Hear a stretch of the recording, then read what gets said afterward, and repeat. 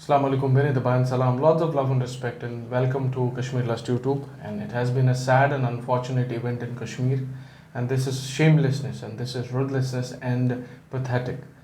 ये भाई क्या है कि ये पूरे कश्मीर के नाम पर ये एक दब्बा है ऐसे लोगों को मतलब क्या बोलूँ मैं, जानवर से भी ये लोग बदतर है। हुआ क्या है कि शोएब बड़गाम रेवोल्यूशनाइज्ड है अभी पूरे श्रीनगर, क्या कश्मीर में अभी ये रेवोल्यूशन होना चाहिए, एक स्टैंडर्ड सेट होना चाहिए।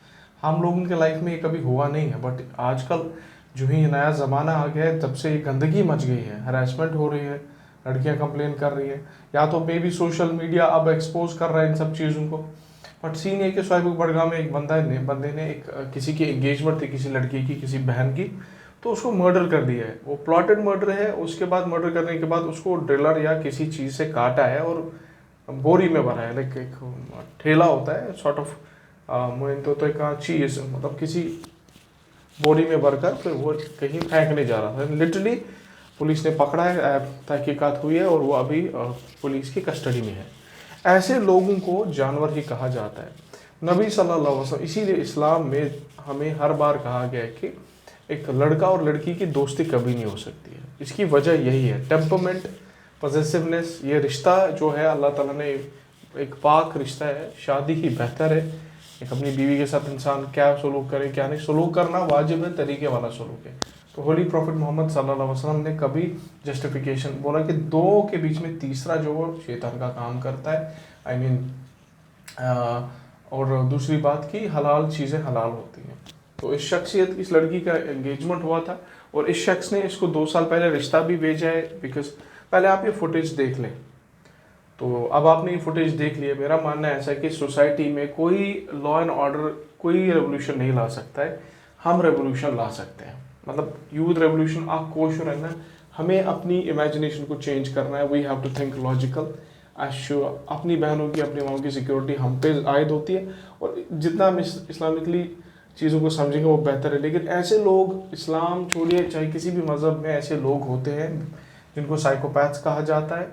अगर कोई भी कहती चीज़ उससे मिसकाउंट, बट ऐसी मौत किसी को अल्लाह ताला न दे।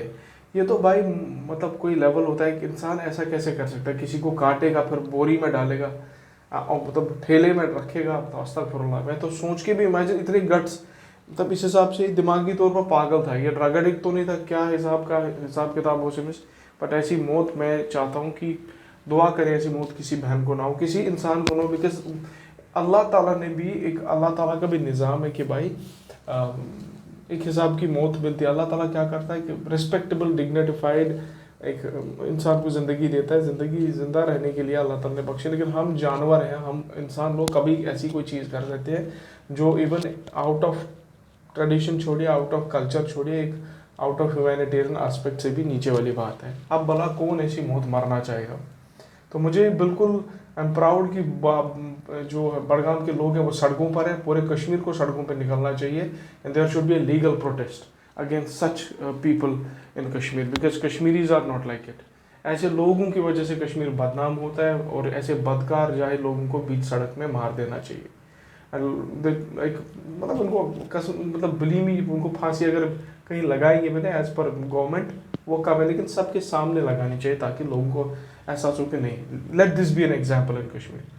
ऐसे बहुत सारे केसेस हैं जहाँ पर लड़की हरास हुई है, इन लॉज में शादी हुई है, वहाँ पर हरासमेंट होते हैं। ये एग्जाम्पल सेट करनी पड़ेगी कश्मीर को, वरना ये चीज़ होती रहेंगी। और पहले तो मैं रिलेशनशिप्स ये इस्लाम में अलाउड ही नहीं है। तो अगर एक हद भी होती है, बट हमें कोई हक नहीं बनता है कि कहाँ करोन जलील किसी को मर्डर कर दे, ये कोई हक नहीं देता है।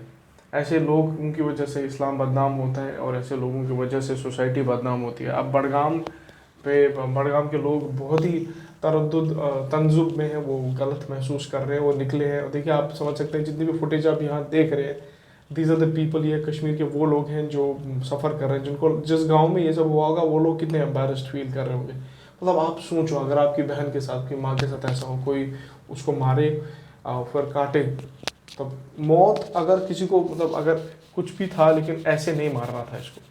अब she is a human, she deserve respect. Allah उसको जन्नतुल फिरदौस अता करे उस बहन को। बट ये लॉजिकली बहुत जलील काम है, बदतरीन काम है, जानवर है और इस जानवर को फांसी देना कम है। इसको मतलब इसको रोज़ एक एक फांसी होनी चाहिए, इसको ऐसी कोई सज़ा हो कि रोज़ ये मरे और रोज़ ये जिए और ये उस दिन का इंतज़ार करे कि भाई मेरी मौत ही हो जाती।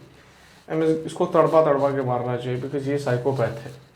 हमें कोई हक नहीं बनता, अगर किसी की बीवी है माशाल्लाह उसकी इज़्ज़त करो, बहन है इज़्ज़त करो, आपकी बीवी है आप इज़्ज़त करो, आप उसको संभालो। ये रिलेशनशिप अफेयर्स में बेस का डिसीजन लेना ये बेवकूफ़ी है, अनइस्लामिक है और इसमें कुछ नहीं मिलता है, खजालत ही मिलती है। अब इसको करने के बाद ये भी फांसी पे चढ़ेगा और क्या फ़ायदा क्या है, लेकिन एक जान वेस्ट हो गई और दो घरों के बीच में तबाही। अस्तगफुरुल्लाह, अल्लाह हमें इस मुसीबत से बचाए और अल्लाह हमें बहनों की, माओं की और रिस्पेक्टेबल चीज़ें जो हमारी पर्सनल लाइफ में होती हैं उनकी इज्जत करना सिखाए, ज़िल्लत नहीं। चाहे वो पर्सनल चीज़ें वर्कआउट होती हैं या नहीं भी होती, even if your personal things don't work out, क्योंकि अल्लाह ताला ने किसको किसकी किस्मत में लिखा अल्लाह को ही पता है।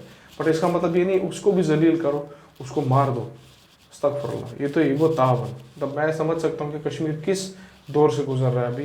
पिछले 3-4 सालों 5 सालों में हमें बहुत सारी मुसीबतें झेलनी पड़ रही है और ये अब ये कहाँ से नशेड़ी लोग, जलील लोग, चर्सी लोग आ गए हैं, इनका तो खुद का भी कोई हिसाब किताब नहीं और कश्मीरियत को भी तबाह कर रहे हैं। Anyways, this was my small motive to bring up the video, make a video. आप अपना ख्याल रखें। It's very sad and unfortunate and I really don't know how to say, अल्फाज ही नहीं मिल रहे यार। अल्लाह हाफिज़।